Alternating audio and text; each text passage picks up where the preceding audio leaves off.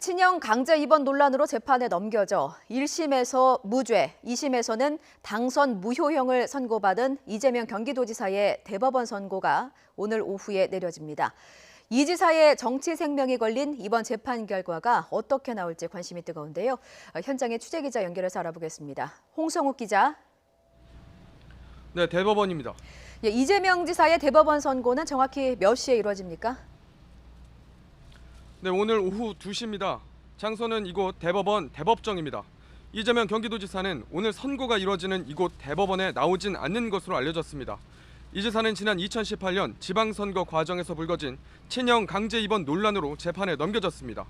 이 지사의 친형 강제 입원 지시가 이루어진 건 지난 2012년입니다. 검찰은 이 지사가 성남시장 재직 당시 자신을 비판하는 친형 고 이재선 씨를 시정 운영의 방해 요인으로 판단했다고 봤습니다.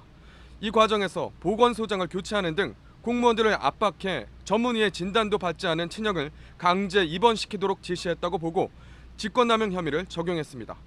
또 2018년 5월 6.13 지방선거를 앞두고 이뤄진 경기도지사 후보 TV 토론회에서 해당 사건과 관련해 이재명 지사가 허위 사실을 공표했다고도 판단했습니다. 친형 강제 입원 지시와 관련해 상대 후보의 질문에 자신은 관여하지 않았다는 취지로 말한 것은 허위 사실 공표라는 겁니다. 당시 TV 토론회에서 한 이 지사의 발언을 직접 들어보겠습니다. 진단을 의뢰했던 겁니다. 근데 저는 그걸 직접 요청할 수도 없는 입장이고 제 관할 하에 있기 때문에 제가 최종적으로 못하겠습니다. 네, 1심 재판부는 이 같은 혐의에 대해 모두 무죄를 선고했습니다. 이 직권남용 혐의에 대해서는 평소 이 지사 친형의 폭력적인 언행을 볼 때 정신질환을 앓고 있던 형에 대한 강제 입원 지시가 시장의 적법한 권한 행사로 볼 수 있다고 판단했습니다.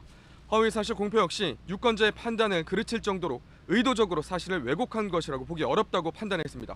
하지만 2심 재판부는 직권남용 혐의를 무죄로 보면서도 공직선거법상 허위사실 공표 혐의는 유죄로 판단했습니다. 이 지사가 토론회에서 친형을 입원시키려 했다는 내용을 사실대로 발언할 경우 낙선할 것을 우려해 당선될 목적으로 허위사실을 공표했다고 판단해 당선 무효형에 해당하는 벌금 300만 원을 선고했습니다. 그렇다면 오늘 대법원 선고에서도 2심에서 유죄로 판단한 이 허위사실 공표 혐의가 핵심 쟁점이 되겠군요. 네, 그렇습니다. 앞서 말씀드린 대로 강제 입원 자체를 문제 삼은 직권남용 혐의에 대해서는 1, 2심 재판부 모두 혐의가 없다고 봤습니다. 하지만 공직선거법상 허위사실 공표에 해당하는 TV 토론의 발언에 대한 판단은 엇갈렸습니다.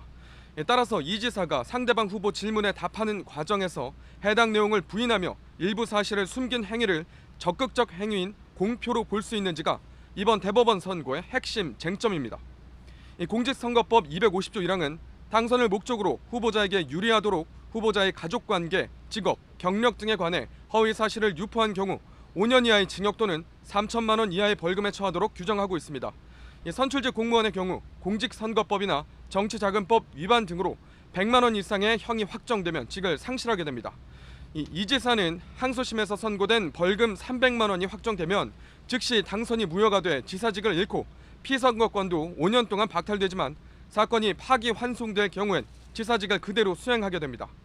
앞서 대법원은 이번 사건을 대법관 4명의 만장일치를 원칙으로 하는 소부에 배당했지만 의견 일치가 되지 않으면서 대법원장과 대법관 12명으로 구성된 전원합의체에 회부했습니다.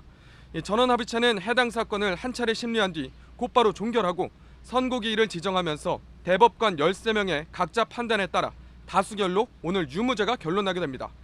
차기 대선 후보 가운데 한 명으로 꼽히는 이재명 경기도지사의 정치 생명을 좌우하게 될 이번 대법원 선고는 TV와 대법원 유튜브 채널로 전국에 생중계됩니다. 지금까지 대법원에서 YTN 홍성욱입니다.